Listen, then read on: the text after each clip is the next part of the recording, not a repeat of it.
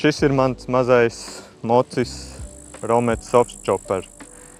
Pirms jūs pārslēdzat, šis ir īpašs ar vienu lietu, ka to var vadīt tikai ar B kategorijas autovadītāju tiesībām.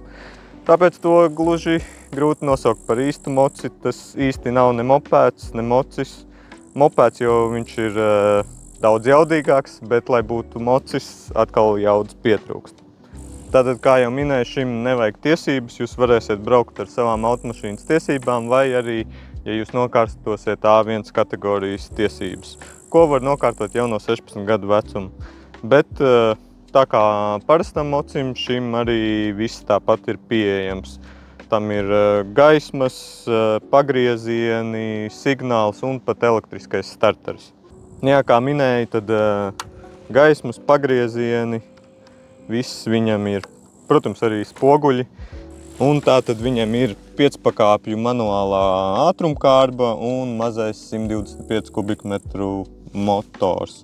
Šis mocis, varētu teikt, nāk no Ķīnas, bet Polijā viņi tiek salikti kopā. Tātad Eiropas tirgū viņš skaitās Romet, bet, piemēram, ja jūs skatīsieties, tad Anglijā viņš saucās Lexmoto, bet ir tieši tas pats mocis, tikai ar citu nosaukumu.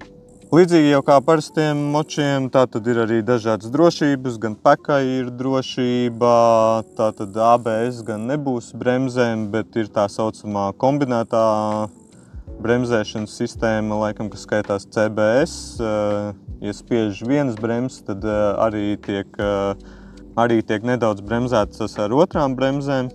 Tātad tam arī ir digitāls panelis, tātad tahometrs, spidometrs digitālais, redzams, kurā ātrumā ir, bākas līmenis un arī, protams, nobraukums. Vēl ko es neminēju, tātad patēriņš, tā kā viņš ir ļoti mazs un nav tik ļoti jaudīgs, tad pēc datiem skaitās ap 3 litriem uz 100, kas ir ļoti maz, man liekas. Protams, ir disku bremzes abiem ratiem, un, kas ir labi, viņš neskan pēc trimera, jo šis motors ir 4-taktu motors.